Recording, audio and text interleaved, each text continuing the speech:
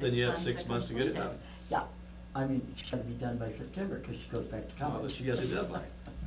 Well, I think then, we look at it. in that case, wouldn't it be more prudent to apply within that year? You know, if you know your project's gonna start in May of next year, do we want you applying in October of this year? How, I know funds will be available in I May. was gonna say, Right. I'd like to apply when you still have funds. Right, but then that's like, you know, I'm just gonna get this in and sit on the funds until I'm ready to spend them.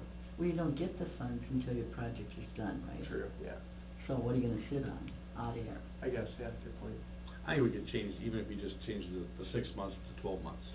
12 months? Okay. It needs to be done a year from the date, you know, if we award it the first week of December, it's gotta be done by the first week of December next year. That takes the whole construction season, no matter when the award is, you have a whole construction season to do it. Yep. Okay, I think That's my opinion. Yeah, That works. Okay, so I'll make that change and I'll get this to Linda for the city council agenda.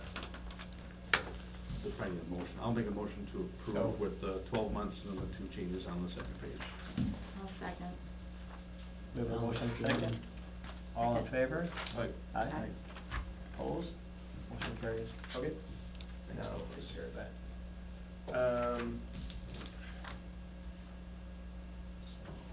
Casting Connections, I will be at the conference, the U of M Extension Connecting Entrepreneurial Communities Conference this Thursday and Friday. So the Casting Connections is canceled for this week. This month. Yeah, this month. Okay. And other business? Anything else for us over there, Nicholas? Anything else in other business? Okay. Items for your October EDA? Revolving loan fund.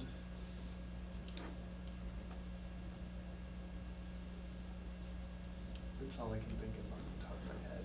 And if we get, business aside the council, then Yeah. we'll be back. Mhm. And Linda's gonna do the packet on Thursday, she's got a conference on Friday, so we can Okay. get that in for the 11th. Sure.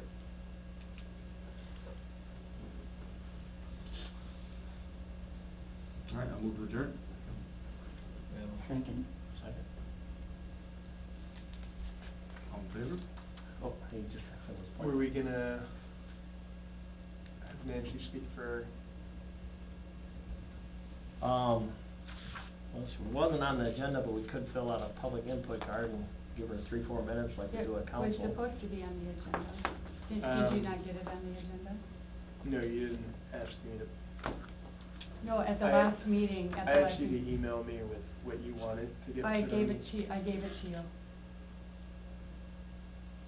It was at the office. You've gotta email me the stuff. I So dropped we it can off have in you person. speak- We can have you speak for 3 to 5 minutes. Or we can put it on. Well, next. I was asked to be on the agenda last meeting. I was here last meeting, and I asked to be on the agenda, and then I had to get him the bio. I had to get him the bio and and which I did, but. We can take a couple minutes and let the meeting. Yeah. Yeah, Because sure. that's why I set up my stuff today, because I'm So on the. Does it pertain to EDA? Yes. Okay. Yeah, and looking for a letter of, agreement, it's on disaster relief for Dodge County. Okay. In addition to what we've already done, or? No, for upcoming disaster, to prepare for our families for getting heaters and heating elements in their homes, and make sure that, because if they got septic in their homes, they need to change out all their furnaces. So this is a preventative action that's being done through law enforcement and family services. Okay. So if we get some cat. Yeah, and so I'm Program presenting with to cities.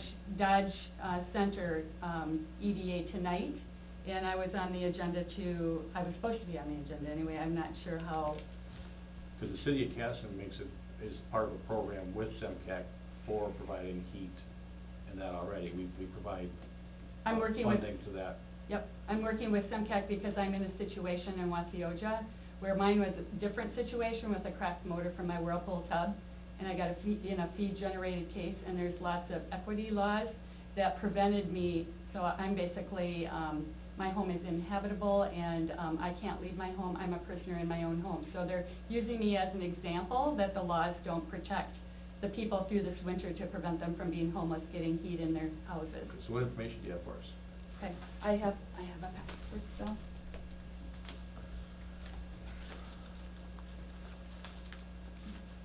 So I'm working with family services and law enforcement, and also with the Casson Clinic to come up with a,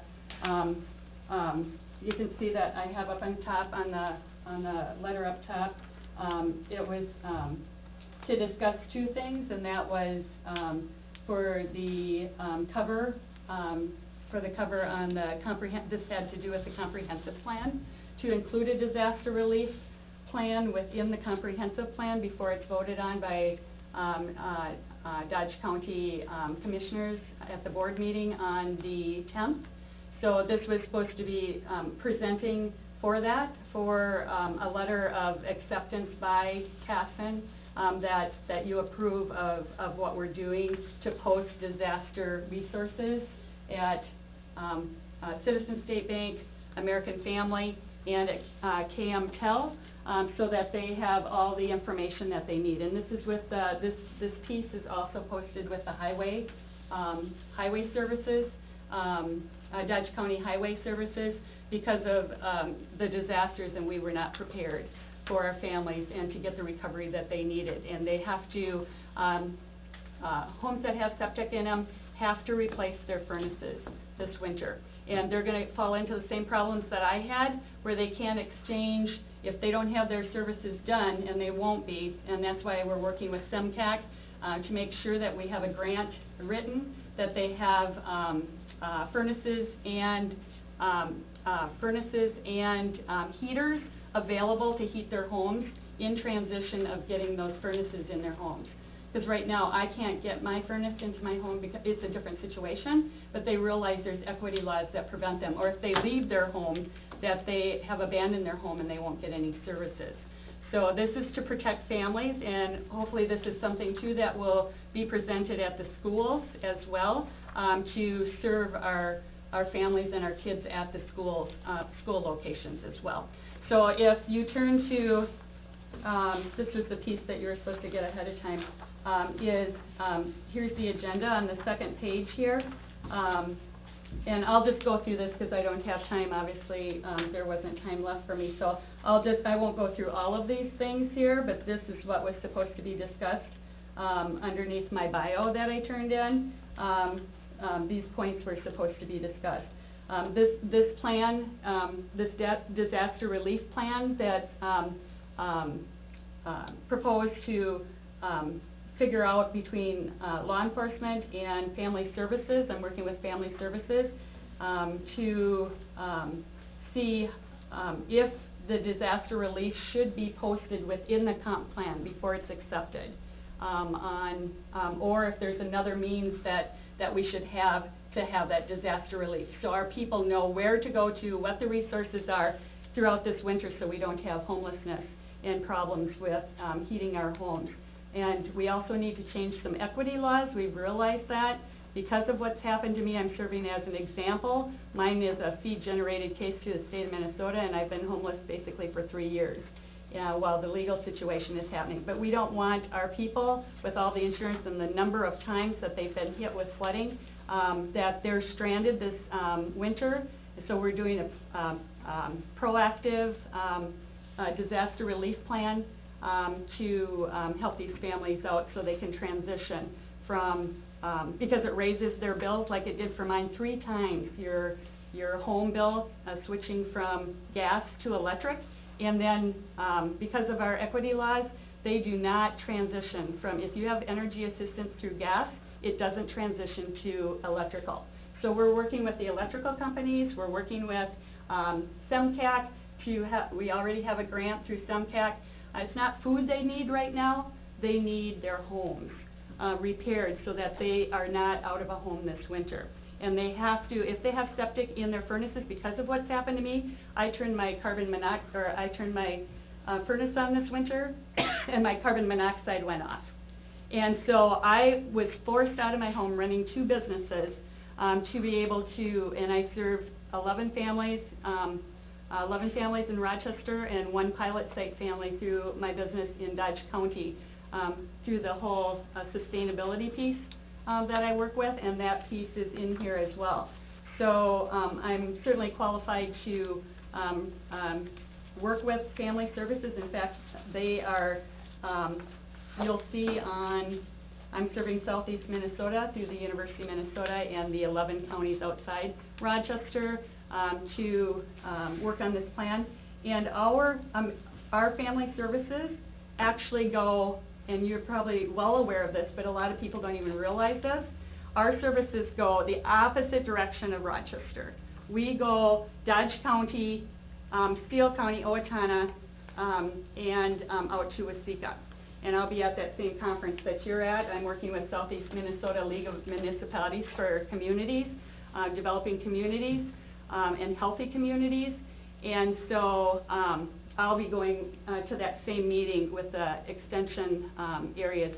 But this is through all of this to protect, not only, it stopped raining, but we're in a Minnesota state disaster for this winter, so we're being really proactive.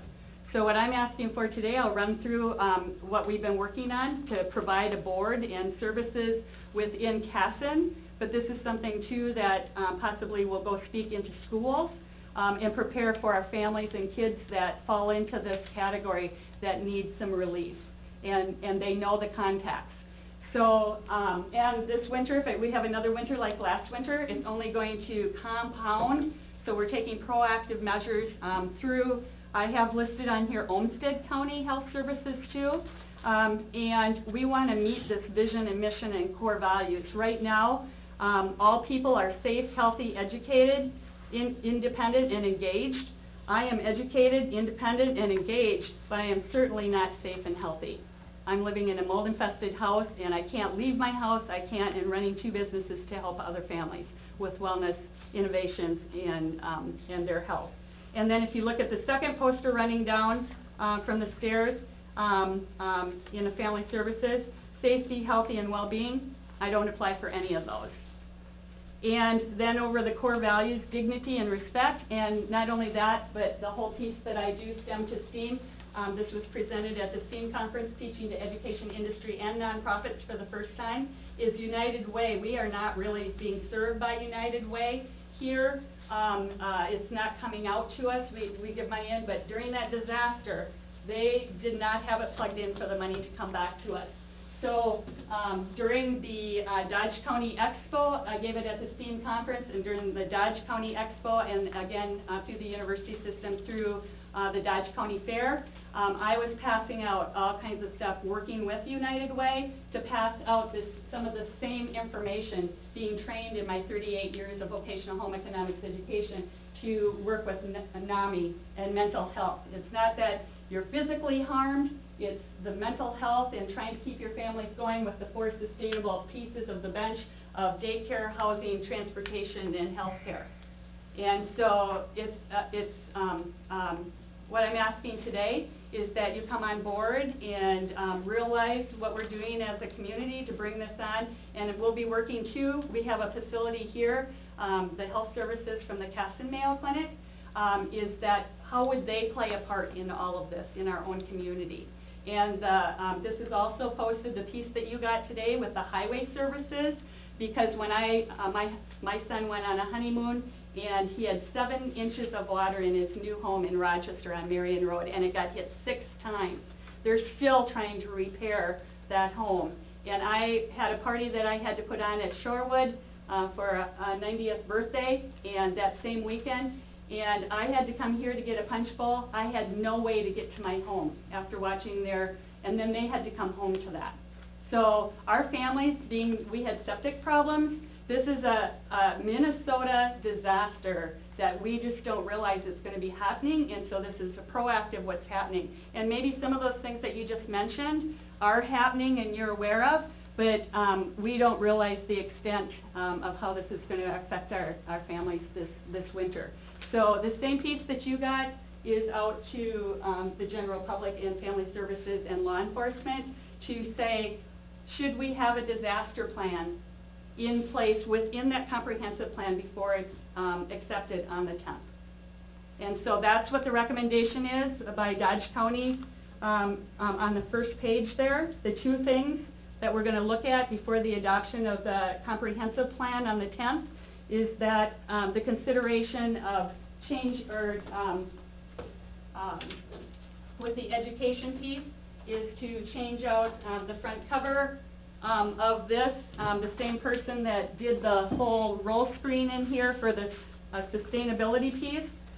Communities United Southeast Minnesota, a systematic global approach in providing equity, sustainability of families, community, education, economics, and workforce. A thriving community makes vital contributions to our state's overall prosperity through innovate, collaborate, and design. And there's a whole roll screen for that was made by RCTC CAD office that goes along with this whole presentation, and that's what the whole roll screen looks like for the STEAM conference, STEM to STEAM. And this was presented through the University of Minnesota for the Dodge County Fair this past year too.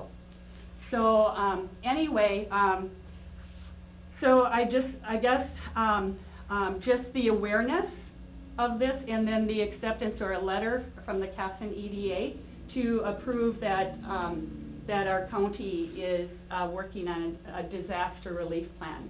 And this is what's going to be posted at Citizen State Bank. The 3 locations we have, and if we present at schools, and there are, I think Triton was going to be coming to the meeting tonight at Dodge Center, but we're actually hit. Well, they had septic problems too. I remember the court project office, 17 inches of sewage in a business. So it's not just homes, it's businesses too. So, and we have to take a look at that when the cold weather comes, because it tripled my heating, and then who's going to pay for that? And so that's what they're working with. They're using me as an example. I have to work through my own thing, but they're using me as an example that our equity laws do not protect our families to stay in their homes, and they will become homeless, and they need to get their kids to school. Their transportation, housing, daycare, and all those things need to be in place. And if you look on this list right here, family services list. Okay, if you take a look at Olmsted counties, key target things underneath the ones that we have for family services is, well, we've taken care of changing laws is what we need to do in some of these areas so that our low-income families can actually stay in their homes and not have to be forced out because of the laws. Don't keep them in their homes. So like this one for the cell phones, okay, we've already changed the law for that. This goes from 2016 to 2020, and I helped with all of these in doing the Olmsted County one. Immunizations, we're working on that because only 30% of our kids were prepared for kindergarten in Rochester and 80% graduating. Unless you change that our kids are prepared for kindergarten, then nothing's going to change. And then here, mental health. With these people being homeless and having to try to deal with all these things with the laws that prevent them from staying in their homes, the mental health problems, the financial stress, all of those, but we want to keep our community healthy. So I guess what I'm just posing the awareness. This board here is a proposal to have this board, and it's already at Citizen State Bank, and it's also at American Family, and then KM Telecom. Now, when other schools or other areas, other parts of Dodge County, like they might, right now it's Citizen State Bank here, Dodge Center and Hayfield, so we hit the majority.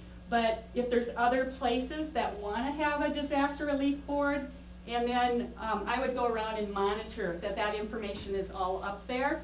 And United Way is helping with this, so that when I dialed 911, you know, in Rochester, when there was 7 inches of water in my son's home, and I had to get to a grouse meeting, and I didn't know what to do. I was told to call, in working with nonprofits or United Way, 211. Well, nobody answered, nobody responded to that particular situation on a flooding day, and I didn't know what to do, and my son's on the other end going, Mom, take the cork out of the bottle, and I said, Brian, I can't, I gotta get, you know, and it was just crazy, and they've had 6 floods since. Anyway, so then I dialed 911 first. They said, everybody's having a problem. And I dialed 211. I did not get any help that day. And then you have to deal with all the insurance and legals and everything else. So, but if roads are out, when I came back here and no roads were open, to be able to get that punch bowl, I had to dial 911 again. And what they told me is that, Nancy, just drive around and see if you can get a place to get to your home in Waseoja. Just drive around, but do not drive after dark. We don't even know what roads are open, we are closed, or we need to get roadblocks up so that we can keep our people safe. So I just was at the highway department, and they said that the right place to call is 911. They won't even have that posted on your phones or anything in this area. They can't. They are doing a triage to make sure that that people are safe. And 50 cows floating down and cars getting washed away on the roads in the dark, in the morning, early morning. So this is something that we're trying to get everybody involved, even the clinic and get it involved in our comprehensive plan before it's filed for the next 10 years in the for the comprehensive plan on the 10th. So what I'm looking for is a letter from the Casson ADA to support that we have or somehow disaster relief here in Dodge County, whether it be in the comprehensive plan or a separate. Matt Moss is the law enforcement person and the family services that are working on this, and we're trying to get the roadway and other people involved. So right now, this is what's on here. Here's legal assistance. The 2 places for legal assistance on and beyond the United Way. NAMI for, if you look at those health services, NAMI. SEMCAC is getting furnaces, like you said, is getting furnaces and heaters and trying to keep them in the home. Family Services is working through everything that we've experienced, changing some equity laws. So those people, if they abandon their house to go live with someone else, that they still get assistance. They are not, that they've deserted their home, so they don't get any assistance. That's ridiculous. So, anyway, this down here, United Way actually suggested this, and that is that the lower part of the board would have things posted up from the community, like I have 3 trees down that the insurance isn't gonna take care of, is maybe there's somebody out there or volunteers within the community, churches or otherwise, they don't know what the other services are, where people will come in and help other people and make those available to put at the bottom of the board. So it's a community effort in a disaster relief. Okay, I've gone over my time, sorry. But that's why the main thing I was here today to share with you. And that's also being proposed by Casson Clinic of how they would be involved in a triage. And the roadways. Okay, thanks, Nancy. I Okay. appreciate that. As Yep. far as, this is just a recommending body to the council, so we have no authority to write a letter or anything. And just speaking as the mayor, we work with Matt Moss. He's our designated emergency management coordinator for the city of Casson. So we work through Matt's office, and I mean, I see everything you've got there. Any more information is good information, but I would defer to whatever Matt recommends for the comprehensive plan. Yeah, and he's got the same information as what you guys have, so. As far as the but letter, we can't do that. Oh, okay, From this no, body, and we that's can't just do the that. awareness, I think, is really important. This is a proactive thing to realize that our families are going to be really, this is a proactive thing that to prevent homelessness.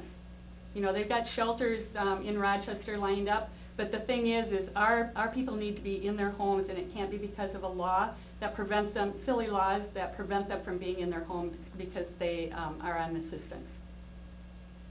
and that they have triple the bill to pay for their housing to even stay in their house because it doesn't exchange from the assistance with the gas to the electric.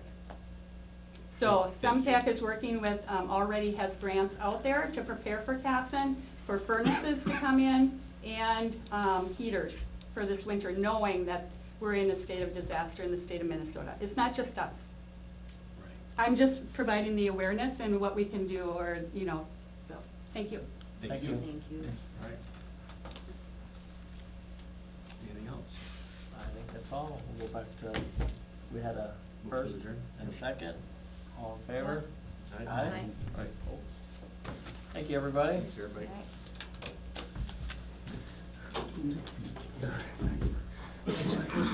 Yep. Nicholas, were we, Thursday the 12th? I think it was the 12th. I would No, I say. shouldn't have. We can do it here? Yeah. You said the ninth, wasn't it, or